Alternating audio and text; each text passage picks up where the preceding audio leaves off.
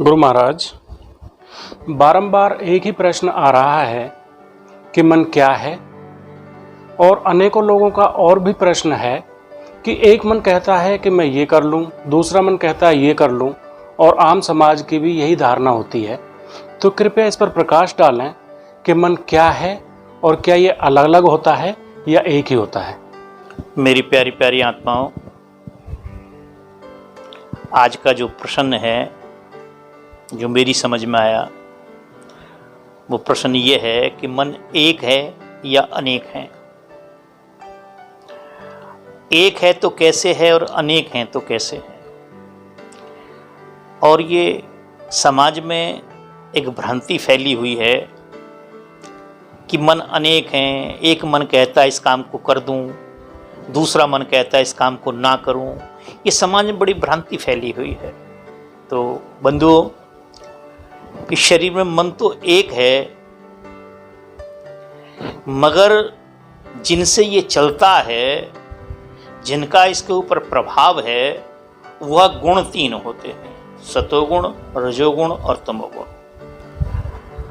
और ये जैसे ही जिसका प्रभाव पड़ता है इसके ऊपर, ये वैसा ही दिखने लगता है, हमें वैसा ही महसूस होने लगता है कि मन अब चेंजिंग में है, मन दुविधा में है। जैसे आज से पहले लोग कहा करते थे कि मेरे मन में बड़ी दुविधा है, मन में बड़ी दुविधा है, मेरा मन बड़ी दुविधा में है, मैं बड़ी दुविधा में हूं।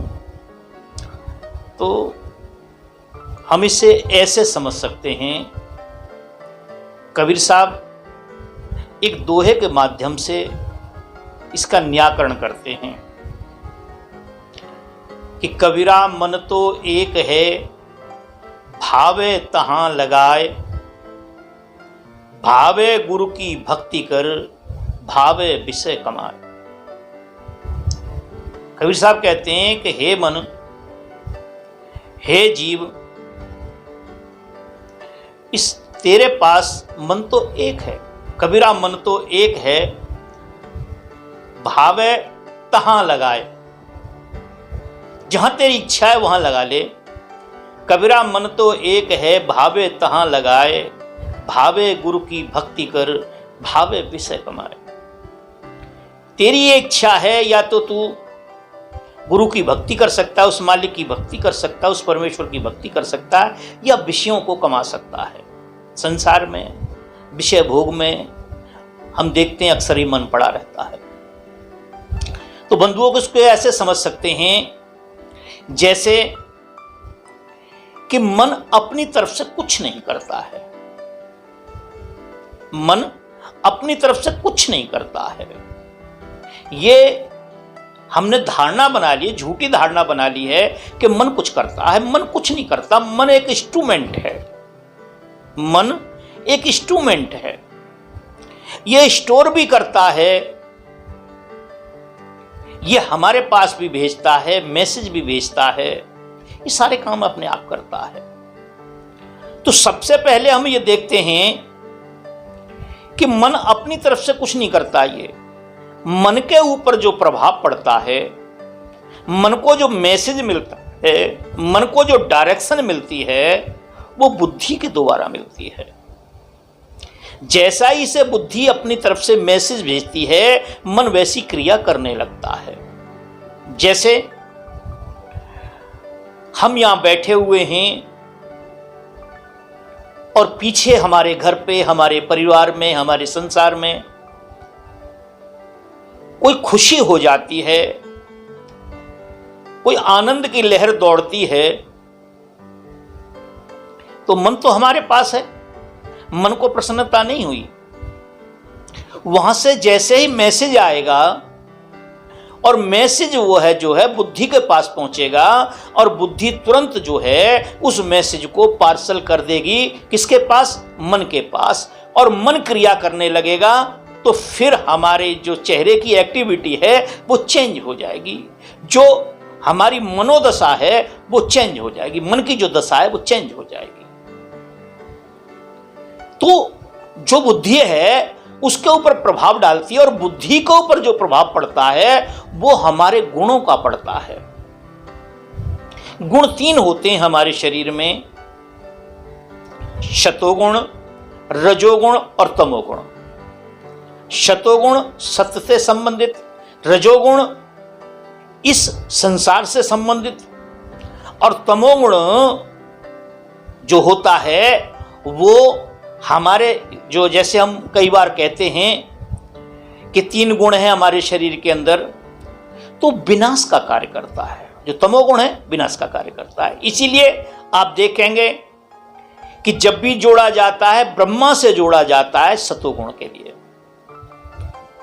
शतोगुण माने इस शरीर में ब्रह्मा, रजोगुण माने राजाओं जैसे गुण, किसी से क्या लेना है, किसी को क्या देना है। जो दूसरा गुण है वो विष्णु से संबंधित है, और तीसरा जो गुण है वो शंकर से संबंधित है। वो किससे संबंधित? शंकर से संबंधित है। तो शंकर का जो काम है वो काम है हमें जीवन देना और प्रलय कर देना, विनाश कर देना, खत्म कर देना सब। अब यहां हम थोड़ा सा फिर समझें इस बात को कि मन कुछ नहीं करता है। मन के ऊपर प्रभाव बुद्धि का पड़ता है, बुद्धि मैसेज भेजती है, और बुद्धि के ऊपर हमारे गुणों का प्रभाव पड़ता है, और गुणों के ऊपर हमारे कर्म का प्रभाव पड़ता है। जो कर्म हम कर चुके हैं पहले, हम पीछे जन्मों में जो कर्म कर चुके हैं, उस कर्म का जो फल बनता है वो गुण के ऊपर आके प्रभाव डालता है। जैसे हमारे पिछले कर्मों का, अच्छा कर्मों का जो फल होता है, पिछले जो अच्छे कर्म होते हैं हमारे, उनका जो फल आता है, उसका जो बीज बनता है, उसका जो फल आता है, वो बड़ा उत्तम होता है, बड़ा सुंदर होता है। हमारे चित्त को, हमारे मन को, हमारी बुद्धि को, हमारे संसार को प्रसन्नता देता है, सुख देता है। तो जैसे ही हमारे पिछले जन्म का जो कर्म है, उसका जो फल आया वो बड़ा उत्तम आया, बड़ा अच्छा आया, क्योंकि हमने पिछली बार कर्म अच्छा किया था। जब कर्म अच्छा किया था तो उसका जो गुण है, उसका जो प्रभाव है वो अच्छा आया, बड़ा मधुर आया, बड़ा रसीला आया, बड़ा आनंदित आया। और जब वो आनंदित आया तो उसने बुद्धि को दिया गुण ने, और गुण ने मन को दे दिया। तो हमारे इस संसार में, परिवार में, हमारे इर्द गिर्द जो माहौल होता है उसमें आनंद की लहर दौड़ जाती है। हम बड़े खुश होते हैं, हमारे कारोबार अच्छे चल रहे होते हैं, बेटी बेटे अच्छा व्यवहार कर रहे होते हैं, बेटे बेटी अच्छे पढ़ रहे लिख रहे होते हैं, बड़ी नौकरियां होती हैं, बड़ी ठीक होता है। हम सात्विक वृत्ति में हो जाते हैं, हमारी बॉडी के अंदर, हमारे शरीर के अंदर सतोगुण की अधिकता हो जाती है, और हम परमात्मा की तरफ जाने लगते हैं, परमात्मा की जाने की तरफ प्रयास करने लगते हैं। बड़ा अच्छा मन लगता है, भजन में अच्छा मन लगता है, सत्संग में अच्छा मन लगता है, और माता पिता की सेवा करने में अच्छा लगता है, गुरुजनों के पास जाने में अच्छा मन लगता है, यार दोस्तों से अच्छा भाव होता है। अगर कोई क्रोध में भी कुछ कहता है तो हम कहते हैं अच्छा कोई बात नहीं भाई, माफ कर दो इसे। जैसे ये गुण समाप्त होता है, दूसरा गुण आता है। वो जो दूसरा गुण आता है तो वो आता है ना हमारा अच्छा होता है ना खराब होता है, मिक्स होता है, जिसे कहते हैं रजोगुण। रजोगुण का मतलब है राजाओं जैसा गुण। और जब राजाओं जैसा गुण होता है तो हम बड़े अच्छे कपड़े पहनना चाहते हैं, अपनी समाज में अच्छी पर्सनैलिटी चाहते हैं, समाज में अच्छा वैभव चाहते हैं, और संतानों की जो उत्पत्ति होती है वो भी रजोगुण में होती है।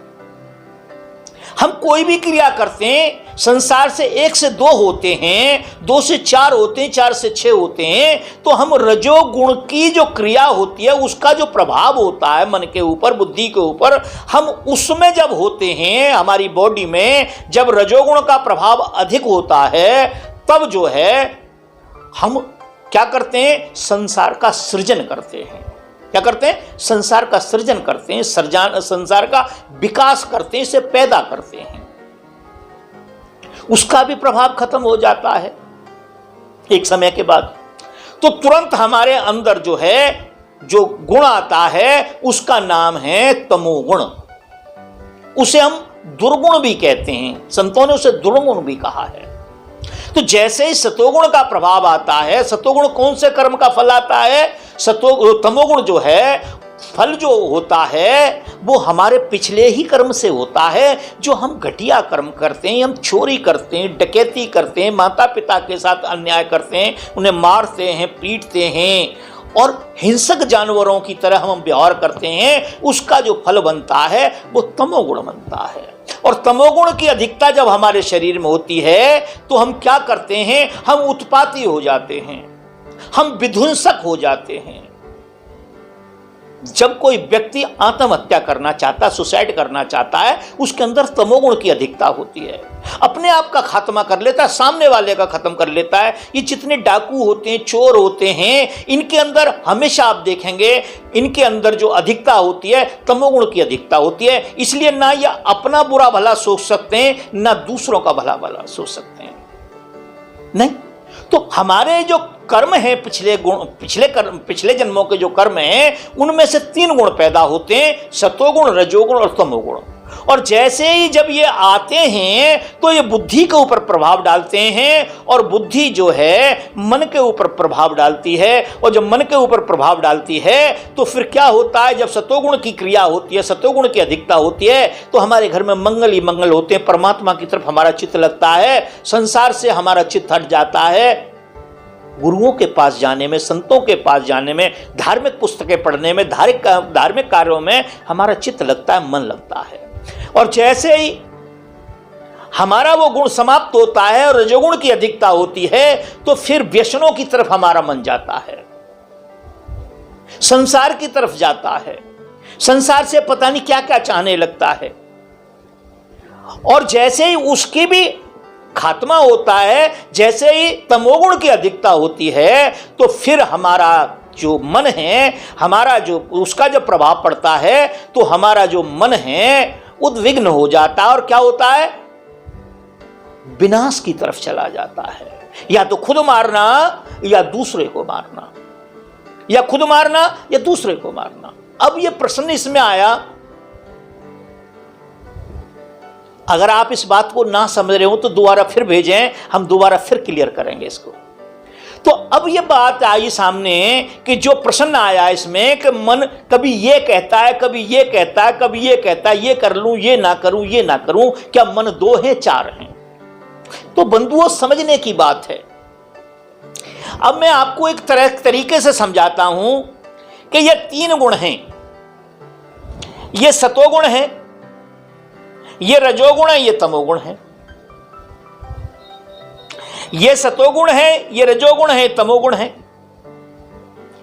तो जैसे ही संसारिक किसी बात की, संसारिक किसी विषय की हवा आपके पास आई, आपके गुण के पास आई, रजोगुण के पास आई, तो रजोगुण ने कहा चोरी कर ले, शराब पी ले, या जो भी बुरी चीजें हैं संसार की वो कर ले। तो क्या कहता है? कर ले। अभी जो आपने कहा कि मन 2 हैं 3 हैं, तो सतोगुण जो है, रजोगुण जो है वो कह रहा है इस काम को कर ले, व्यसनों से संबंधित काम को कर ले, जो भी छुप के काम किए जाते हैं उन्हें कर ले। मगर रजोगुण ने कहा कि जब इसकी पोल खुलेगी, जब इसका भंडा फोड़ होगा, जब लोगों को पता लगेगा कि फलाना साधु होकर के दारू पी रहा था, फलाना साधु होकर के चोरी में पकड़ा गया, तब क्या होगा? सारी दुनिया को पता लग जाएगी ये साधु नहीं असाधु है। ये कौन कह रहा है? ये सतोगुण कह रहा है। अभी विषय चल रहा है। रजोगुण ने कहा कर ले, सतोगुण ने कहा कि नहीं करना है। क्यों नहीं करना है? इसलिए नहीं करना है कि बाद में क्या होगा, इसका रिजल्ट क्या होगा, इसका जो प्रभाव है वो क्या होगा समाज में। तो अभी नहीं हुआ काम। सतोगुण ने अपना प्रभाव छोड़ दिया, रजोगुण कह रहा कर ले, मगर आप देखते होंगे कि काम अभी नहीं होगा। तो तुरंत उसने तमोगुण ने कहा, तमोगुण का जो प्रभाव था वो सतोगुण के पक्ष, रजोगुण के पक्ष में आ गया। ये दोनों के दोनों एक हो गए, तमोगुण और रजोगुण दोनों एक हो गए। आप गलत काम को कर देंगे, कोई रोक नहीं सकता है, कोई नहीं रोक सकता। रिजल्ट जो भी आएगा वो कोई बात नहीं। और यदि रजोगुण सतोगुण के पक्ष में आ गया, सतोगुण रजोगुण के पक्ष में पहुंच गया, तो आप उस काम से बच जाएंगे, उस काम से हट जाएंगे। क्या करेंगे? आप हट जाएंगे, उस काम से बच जाएंगे। क्यों बच जाएंगे? कि वो सतोगुण आ गया, आपका कोई अच्छे कर्म का फल आ गया जो आपको उसने रोक लिया। अब बुरे कर्म का फल आया तो तमोगुण रजोगुण के पास आया, तो उसने क्या किया कि कर दे, कोई बात नहीं, कोई नहीं देख रहा है, तो आप उस कर्म को कर देंगे। क्या कर देंगे? आप उस कर्म को कर देंगे। तो ये जो खेल है, ये जो हमारी बॉडी में होता है, हमारे गुणों के आधार पे होता है, और इसी को हमने ये समझ लिया कि मन 3 है, मन 4 है। जैसे मीरा जी कहती हैं, ऊधो मन न भये 10-20, ऊधो मन न भये 10-20, एक हतो सो गयो श्याम संग, अब कौन आराधे ईश। अब ईश की आराधना कौन करे? हमें उस ईश की जरूरत नहीं है, हमें तो कृष्ण की जरूरत है। ऊधो जब जाते हैं गोपियों को समझाने के लिए, तो वहां का जो विषय है वो मीरा ने कहा है कि ऊधो मन न भये 10-20, ऊधो मन 10-20 नहीं है, एक हतो सो गयो श्याम संग। जो एक था वो कहां गया? वो तो श्याम के साथ गया। एक हतो सो गयो श्याम संग, अब कौन आराधे ईश। अब कौन आराधना करे इसकी? कोई आराधना नहीं हो सकती। तो कहने का बात भाव यह है कि मन एक होता है, मन अनेक नहीं होते हैं। ये लोगों ने वैसे ही बरगला दिया है। अब देखिए, एक मन तो हमें उठाए उठाए फिर रहा है, हमें पागल करे फिर रहा है, हमें शांत नहीं बैठने देता, चिंतित उदास हताश निराश बैठा रहता है। और अनेक मन होते तो हमारी क्या गति होती। इसीलिए मन के ऊपर जो प्रभाव पड़ता है, मन की गति वैसी हो जाती है, और जब वैसी गति हो जाती है तो वो वैसा ही प्रभाव छोड़ने लगता है, और हमारे शरीर में वैसी एक्टिविटी होने लगती है।